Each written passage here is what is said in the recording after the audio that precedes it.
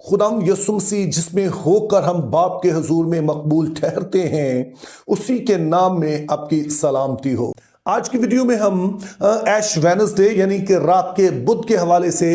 बात करेंगे। और रात के बुध के हवाले से 3 सवाल हैं जो आमतौर पर पूछे जाते हैं। तो आइए पहला सवाल जो है उस पर गौर करते हैं, यानी कि ये ऐश वेडनेसडे ही क्यों होता है, किसी और दिन रोजे क्यों शुरू नहीं होते हैं। तो इस हवाले से अपने 3 बातों को याद रखना है। पहले नंबर पर कि ये कि जब लेंट सीजन का आगाज किया गया, यानी कि रोजे जो है 40 रोजे रखने का कलीसिया में आगाज हुआ 325 ईस्वी में, जब निकाया की कौंसिल होती है, तो उसमें ईस्टर और जो रोजे हैं ये दोनों ही टॉपिक जो है वो शेयर किए गए और इन दोनों को जो है आपस में जोड़ दिया गया, जिसका मतलब ये था कि इन रोजों के इख्तिताम पर जो है वो ईस्टर मनाया जाएगा। और उसका सबब ये था कि 40 रोजे जो है या लेंट सीजन है बुनियादी तौर पर उन लोगों के लिए मुकर्रर किया गया जो कि मसीह को कबूल कर लेते थे, लेकिन अभी उन्हें बपतिस्मा नहीं दिया गया होता था। तो उनको मौका दिया जाता कि इन दिनों में, यानी कि जो लेंट सीजन है, इसमें वो अपने गुनाहों पर जो है वो अफसोस करें, मातम करें और इस दौरान वो बाइबल मुकद्दस का भी मुतालिया करें, जो मसीही बुनियादी तालीमात है उनको हासिल करें। और फिर इन रोजों के इख्तिताम पर, यानी कि जब ईस्टर डे आता तो उस दिन फिर इन लोगों को बपतिस्मा दिया जाता था। तो इस तरह से ये 2 बातें जो है वो आपस में जुड़ी हुई है। ये पहली चीज है जो आपने ज़हन में रखनी है। और फिर दूसरी बात जिस पर डिस्कस किया गया वो ये था कि रोजे होने कितने चाहिए। और सारे फिर नए अहदनामा में हम देखते हैं ना तो खुद यीशु मसीह ने ना फिर रसूलों ने कोई ऐसी तादाद बताई कि कितने रोजे जो है वो रखे जाने चाहिए। तो इसलिए ये बात भी वाज़ेह नहीं थी कि कितने रोजे होने चाहिए। लेकिन फिर इस कौंसिल में इस बात को भी मुकर्रर कर दिया गया कि 40 रोजे होंगे और इसकी बुनियाद जो है यीशु मसीह का जो 40 दिन का रोजा है उस पर रखी गई। अगरचे कि यीशु ने तो 40 दिन का एक ही रोजा रखा, लेकिन कलीसिया ने बहरहाल फैसला किया कि मसीह के इस कदम की पैरवी करते हुए अब जो है वो 40 रोजे होंगे। तो इस तरह से अब 2 बातें हमने समझ ली हैं। पहले नंबर पर कि रोजों और जो ईस्टर का है इनका आपस में ताल्लुक है। इसी तरह से यह तय किया गया कि रोजे जो है वो 40 होंगे। और फिर एक तीसरी चीज इस पर डिस्कस किया गया वो ये था कि चूंकि रोजा बुनियादी तौर पर जो है वो एक मातम का इजहार है, अपने गुनाहों पर पछताने का इजहार है, और दूसरी तरफ इतवार जो होता है ये यीशु मसीह के जी उठने को सेलिब्रेट करने का नाम है। तो इस तरह से ये बात कुछ अच्छी मालूम नहीं होती है। कलीसिया ने इस बारे में सोचा कि एक तरफ तो अपने गुनाहों पर मातम कर रहे हैं, दूसरी तरफ हम यीशु के जी उठने का जश्न मना रहे हैं, तो इसलिए इतवार वाले दिन जो है वो रोजा नहीं हुआ करेगा। जिसका मतलब यह है कि फिर इन 40 रोजों के दौरान ज़ाहिर 6 इतवार अगर निकाल दिए जाएं तो पीछे तो ये 34 दिन बच जाते हैं। तो जाहिर है फिर 6 दिन और ऐड किए गए, जिसका मतलब यह है कि अगरचे के रोजे जो है वो तो 40 होते हैं, लेकिन जो लेंट सीजन होता है वो 46 दिन का होता है, 46 डेज का होता है। क्योंकि उसमें से जब 6 इतवार निकाल दिए जाए तो बकाया जो है वो फिर 40 रोजे ही बचते हैं। तो यूं हम देखते हैं कि इस बात को समझने के लिए कि हर दफा रोजे बुध को ही क्यों आते हैं, ये तीनों बातें जरूरी हैं। तो अब अगर आप ईस्टर से पहले जो हफ्ते का दिन आता है वहां से आप पीछे की तरफ गिनती गिनना शुरू करें तो 46 दिन आप गिनेंगे तो ये वेडनेसडे का दिन ही आएगा, बुध का दिन ही आएगा। क्योंकि अगर आप फॉर एग्जांपल ट्यूसडे को शुरू करते हैं तो फिर ये लेंट सीजन 47 दिनों का हो जाएगा और रोजे जो है ये 41 हो जाएंगे। अगर आप फर्ज किया कि जुमेरात को शुरू करते हैं तो फिर लेंट सीजन जो है वो 45 दिनों का हो जाएगा और रोजे जो है 39 हो जाएंगे। तो इसलिए अगर हमने 40 रोजे पूरे करने हैं तो उसके लिए फिर लाजम है कि लेंट सीजन जो है वो बुध के दिन ही शुरू हो। और फिर ऐश वेडनेसडे के हवाले से जो दूसरा सवाल पूछा जाता है कि राख का रोजों के साथ क्या ताल्लुक है, यानी कि जिन कलीसियाओं में ऐश वेडनेसडे की इबादत होती है वहां पर क्यों जो है माथे पर जो है वो राख लगाई जाती है। तो उसके लिए बाइबल मुकद्दस में हमें बड़ी वाज़ेह मिसालें मिलती हैं कि जब किसी ने अगर तौबा की या किसी बात पर मातम किया गया तो आम तौर पर खाक और राख में बहकर या खाक और राख को अपने ऊपर डालकर जो है मातम किया गया। तो उसके लिए आइए हम 2 आयत को पढ़ते हैं। तो पहली जो आयत है वो हम अय्यूब की किताब उसका 42वां बाब और उसकी 6ठी आयत पढ़ेंगे, जिसमें कुछ यूं लिखा है,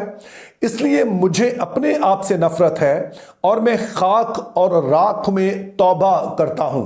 तो यहां पर हम मुकद्दस अय्यूब को देखते हैं कि जब वो खुदा से बहुत तरह के सवाल कर रहा था और आखिरकार खुदा ने उसे कन्फ्रंट किया, और इसके जवाब में जब खुदा ताला ने इससे सवालात किए तो उसने देखा कि दरअसल उसके बहुत सारे सवाल किस तरह बेजा थे, और वो खुदा की हाकमियत कुल, उसकी कुदरत, उसकी हिकमत को बेहतर तौर पर समझ पाया। तो इसके जवाब में उसने कहा कि मैं अपने इस रवैये से तौबा करता हूं, और तौबा का इजहार उसने कहा कि मैं खाक और राख में बैठकर करता हूं। और फिर इसी तरह का एक हवाला जो है वो हमें दानियल की किताब उसका 9वां बाब और उसकी 3 आयत में मिलता है, जिसमें कुछ यूं लिखा है, और मैंने खुदा की तरफ रुख किया और मैं मिन्नत और मुनाजात करके और रोजा रखकर और टाट ओढ़कर और राख पर बैठकर उसका तालिब हुआ। अब इस वाले हवाले में हम देखते हैं कि रोजे के हवाले से जो मुख्तलिफ पहलू हैं उनको यकजा कर दिया गया है। तो यहां पर दानियल नबी इस बात का जिक्र करता है, अगर आप इससे पहले वाला हवाला पढ़ें, कि खुदा ताला ने जब यहूदा के कबीले को असीरी में भेज दिया तो साथ ही यिर्मयाह नबी की मार्फत यह भी फरमाया कि 70 साल बाद मैं उन्हें वापस ले आऊंगा। और अभी दानियल नबी जो कि असीरी में ही मौजूद हैं, और वो देखते हैं कि 70 साल तो जो है वो पूरे हो चुके हैं, तो खुदा अब आगे क्या करना जा रहा है। तो इस ताल्लुक से फिर वो खुदा की तरफ रुजू करता है, लेकिन जब वो खुदा की तरफ रुजू करता है तो अमली तौर पर वो खाकसारी का इजहार करता है। और यहां पे अपने ज़हन में रखना है कि जो लफ्ज खाकसार है ये बड़ा इंपॉर्टेंट है, क्योंकि लफ्जी तौर पर इसका मतलब बनता है खाक को पहन लेना। तो ऐसा ही हम देखते हैं कि जब दानियल नबी खुदा के हुज़ूर में खाकसारी का इजहार करता है तो उसके लिए वो अमली तौर पर पहले नंबर पर तो रोज़ा रखता है, जिसका मतलब ये था कि वो अपने और अपनी कौम के गुनाहों पर जो है वो नादम है, शर्मिंदगी का इजहार कर रहा है, और साथ में वो टाट ओढ़ता है, यानी कि अपना जो अच्छा लिबास होता है उसे वो उतार देता है। और दूसरी तरफ हम देखते हैं कि राख में बैठकर वो खुदा के हुजूर में मिन्नत करता है और उससे मदद मांगता है कि खुदा अब आगे क्या होगा उसमें मेरी मदद कर, ताकि हमारी कौम जो है वो वापस जा सके। तो इस तरह से हम देखते हैं कि जब बाइबल मुकद्दस में लोगों ने खाकसारी इख्तियार की तो उन्होंने ना सिर्फ रोज़ा रखा बल्कि उन्होंने खाक में और राख में बैठकर अमली तौर पर इस बात का इजहार किया कि हमारी हैसियत जो है वो इस मिट्टी से ज़्यादा नहीं है, और जिस तरह से लकड़ी जब जल जाती है तो उसकी राख बन जाती है जो किसी काम की नहीं है, बेवुकत हो जाती है। तो खुदावंद हम भी तेरे हुजूर में बेवुकत है, हमारी अपनी कोई हैसियत नहीं है, इसलिए तू हम पर रहम कर और जो भी हमारी मुराद है उस पर काम धर। तो जिन कलीसियाओं में इन 40 रोज़ों पर जोर दिया जाता है कि इस कलीसिया के लोग इन रोज़ों को रखें, तो वो फिर इन रोज़ों का आगाज माथे पर राख लगाने से करते हैं, जिसका वही मतलब होता है जो कि हमने बाइबल मुकद्दस में देखा, यानी कि वो खुदा के हुजूर में खाकसार होने का अमली इजहार इस राख को अपने माथे पर लगाकर करते हैं। तो अब तीसरा सवाल हमारे लिए आ जाता है कि जिन कलीसियाओं में रात का बुत जो है उसकी इबादत बड़े अकीदत के साथ, एहतराम के साथ की जाती है, तो वहाँ दरअसल होता क्या है। तो उसके लिए होता यह है कि जो भी खादम होते हैं कलीसिया के, जैसे कि अगर ये कैथोलिक कलीसिया है तो वहाँ फादर जी होंगे, अगर कोई मेन लाइन कलीसिया है तो वहाँ पर जो पादी साहब होंगे तो वो सामने खड़े होते हैं, और कलीसिया के लोग जो है वो कितार में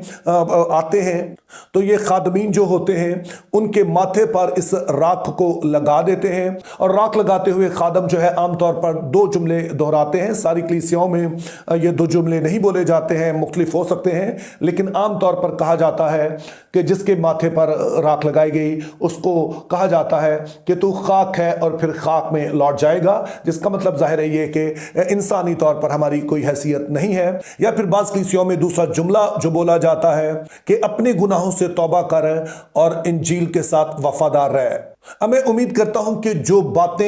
ऐश वेडनेसडे के हवाले से